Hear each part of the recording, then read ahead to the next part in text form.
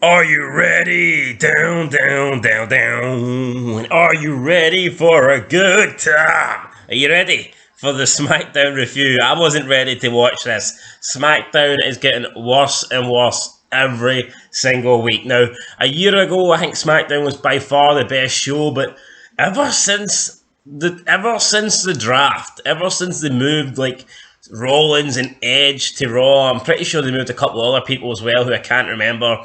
But ever since then, the SmackDown roster's just become so limited, and it's literally been the same thing over and over again. And SmackDown has been straight up shit for the past about 6 months. The Brock and Reigns feud carried SmackDown, and now you can see since WrestleMania, since then, we haven't had that. We barely get Roman Reigns, never mind Brock, we barely get Reigns. And the show has just went to complete shit. But anyway, we kick off SmackDown tonight with the New Day come down, make their entrance. I mean, the New Day is straight up gay. If you're a straight man, I just don't see how you can get behind like two black guys sexually dancing and thrusting their hips. I don't care if they're black, white, or yellow. I mean, their colour, brown. I mean, they could be any colour. It's the sexually shit they're doing. It doesn't make any sense. I mean, if it was like Trish Stratus and Lita coming out and doing this, then I could understand it. I could get behind it. But when it's Kofi Kingston and Xavier Woods, I mean, unless you're legit gay, I just don't see the appeal here. Two guys coming out and we like unicorns and stuff and ponies and like riding unicorns. It's like this is like next level brony shit. This is weird. I mean, I would argue this is close to paedophilia what these guys are doing. I mean, how can the New Day be for the kids when it's like, oh, it's like low key sexual orientated shit. Just doesn't make sense to me. All the bright colours, like the LGBT themed shit. It's fucking weird. It's straight up weird. I do not like the New Day. They cut a promo. They wanted to thank their tag team partner for last week. Drew McIntyre comes out. Drew McIntyre refers to himself as Big D. He says that Big D goes straight in, but before he can say anything else, they cut him off. They remind him that this is a PG show.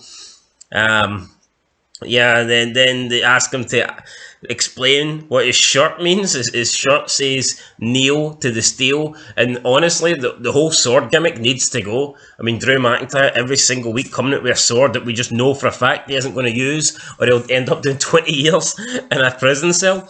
But nah, Drew McIntyre comes out with a sword. They ask him what the sword means, and he would kneel to the steel, and he says, well, basically, you get down on your knees, and then they cut him off again, reminding Drew that this is a family-friendly show, it's a PG show. And, like, I kind of get it's a little bit, but, I mean, they're hinting at the jokes, alluding to what Drew is saying without fully going for them. Whereas back in the day, I mean, they would have just came out and said this. It's hard. I mean, it's hard to have a show that adults enjoy when it is a PG show, when it is kids themed. And this segment here proves it. It could have been funny. They tried to be funny. They tried to be edgy. But at the end of the day, it's still a PG show. They're not fully going for it. So, it was okay, but it wasn't great, and I think they're definitely hampered when they just can't fully commit with the dialogue or the jokes that the catch pulls, whatever you call them, punchlines, they want to go with. Then Sheamus comes out with his buddies. I can't even remember, Butch and the other guy. Sheamus gives the other guy the mic. He says fight night a couple of times. Sheamus says that they weren't aware. They had no time to prepare for last week, but if they fought again, that they would whip their ass. Then Butch runs into the ring. He brawls with McIntyre and the New Day. They chuck him out. And then it gets announced that after the break, we're going to have a 6-man tag team match again. So we're getting another 6-man tag team match. How long has, these Irish guys, how long has Sheamus and the New Day been feuding for? It's legit been about 6 weeks before WrestleMania.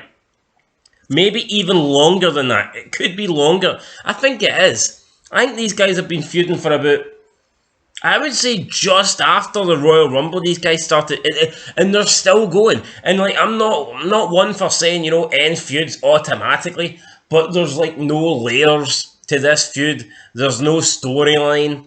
There's no like surprise elements. There's nothing like new happening every week. It's not like, oh, when Austin got ran over and you're trying to find out who ran over Austin, then Rikishi says he did it for The Rock, and then you've got the Triple H heel turn, and, Triple H paid Rikishi. I mean, every single week you're getting something new. You'd Mick Foley investigating it. You get nothing here. You get match after match after match. 1 week you've got a singles match, the next week you'll have a tag team match, then the week after that you'll have a reverse singles match, and then you'll have another tag team match, and then you'll have a reverse singles match, then you'll have DQs, you'll have people sharing wins, 50-50 booking. There's fuck all happening here. So how this is still going on after 6 months, honestly, I don't know. It makes no sense. End it. Do something else. Then we get the match, and it's more 50-50 booking, because this time Butch defeats Xavier Woods. Butch's team gets the win. Drew McIntyre, who was, I think, set to take on Roman Reigns at Clash of the Castle, ends up on the losing team here. So, yeah, I mean, Drew and the New Day won last week, so they have to lose this week. Where are we going? This is stupid. Please tell me this has come to an end. This doesn't need to continue another week. This doesn't even need to happen at Hell in a Cell. This should be over. But how is it over? Because to be over, you should have a conclusive winner. And we don't really have that here because of the 50-50 booking. 1 week, the New Day win. The next week, Sheamus' team wins. So, I mean, who knows? I wouldn't be surprised if they end up having another match, if they continue this on. If this is the end of it, then, thank fuck for that. But pretty lackluster ending, if you ask me. Then we get Riddle and Nakamura backstage. They talk about their title match tonight. Nakamura says that Riddle's no Rook. Boogs. And Riddle talks about Randy Orton potentially being retired. And they say that they're going to go out and win the tag titles tonight. I don't believe them. I don't think they're going to do that. But they're confident. So we'll see. Then we have Adam Pearce in his locker room. He's on the phone. He's speaking to someone important. He's talking about a match that he made. There's a knock on the door. He says, wait a minute. The door doesn't wait a minute. In walks Max Dupree. He cuts a little promo. He says that his name is Max Dupree.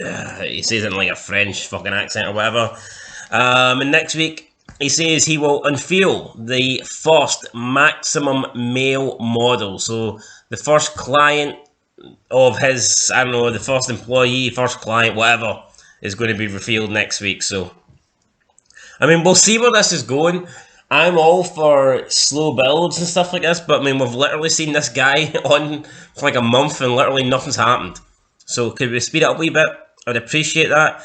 Then we have fucking Shanky dancing. Shanky is dancing all over the place. I don't get this. Jinder Mahal's telling him off. Jinder Mahal's telling him you need to be more serious. Every time Mahal's walking up to the ring, Shanky's walking behind him. Shanky's dancing, and when Mahal turns around, Shanky stops dancing. It was weird. Shanky dances, causes a distraction. Mahal picks a win over one of the Los Lovarios guys, and Mahal wins. Shanky tries to dance with him. Mahal doesn't want to dance. Mahal walks off. So Shanky dances with the chick who does the ring announcing, and that was it. What is it with all the dancing?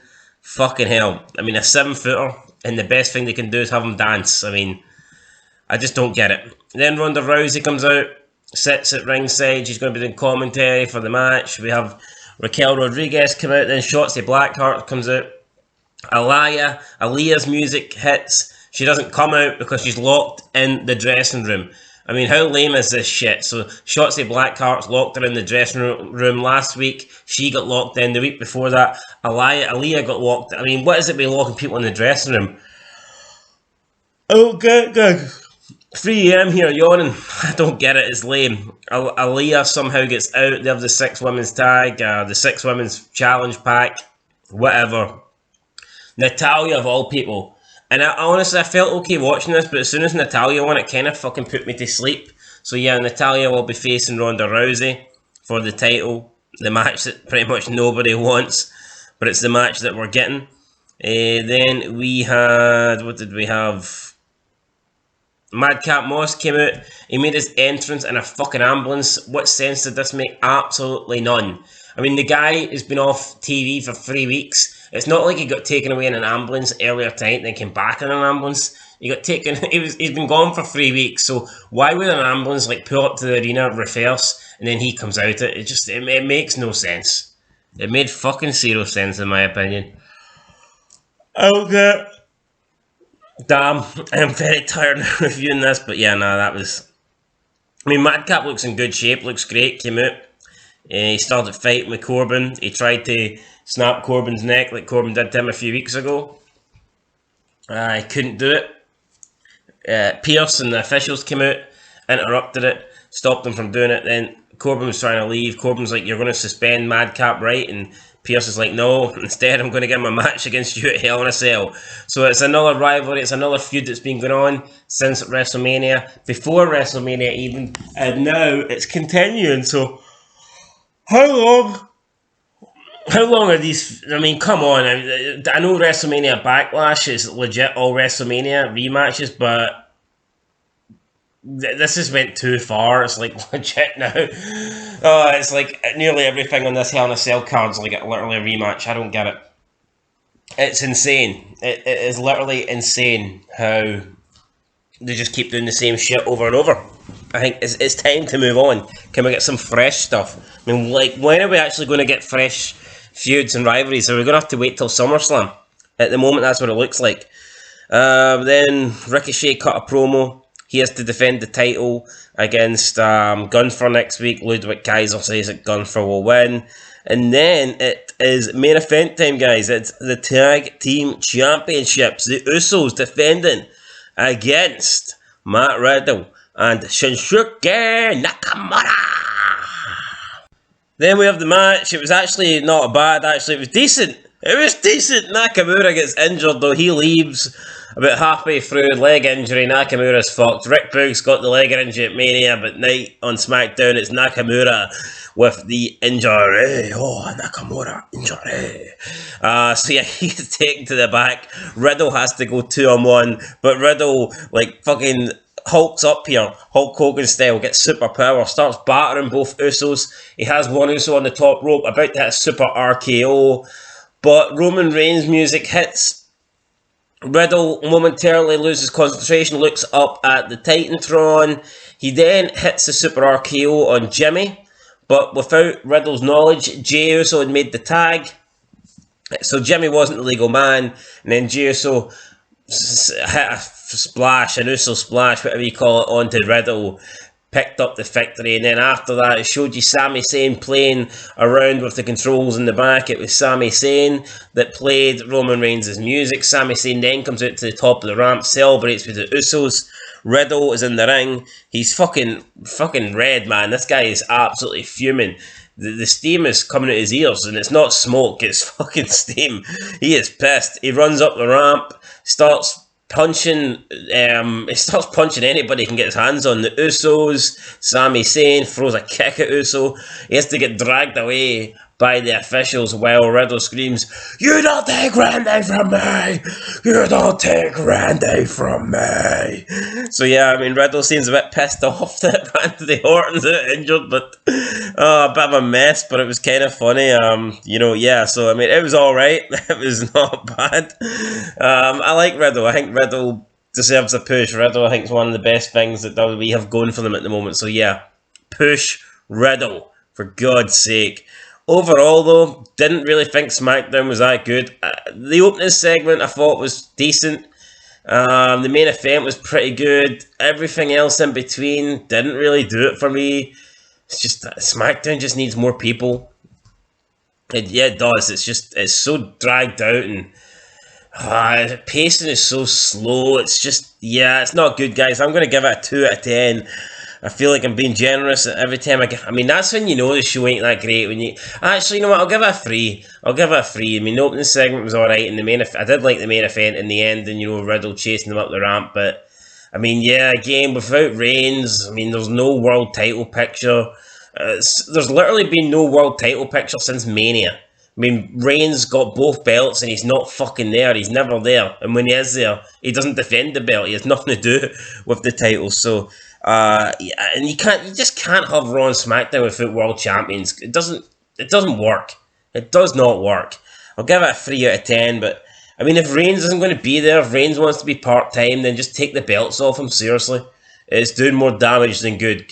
Could you imagine if the belts were actually there? I mean, you could have maybe Rollins versus Cody Rhodes could be for the title on Raw, and it would make it a lot more important. And then on SmackDown, I'm not too sure what you could have, but you could have something, you know. You could have some, maybe, I don't know, McIntyre, Sheamus, anything would be better than what we're getting at the moment, because we're not getting nothing. We're getting nothing. Roman Reigns is holding the belts hostage. Something has to change. I'm giving that a 3 out of 10. Let us know what you think in the comments down below. We'll catch you in the next wrestling video. But until then, it's been Fog Wrestling with your SmackDown review. Big D. You don't take Randy from me. Peace.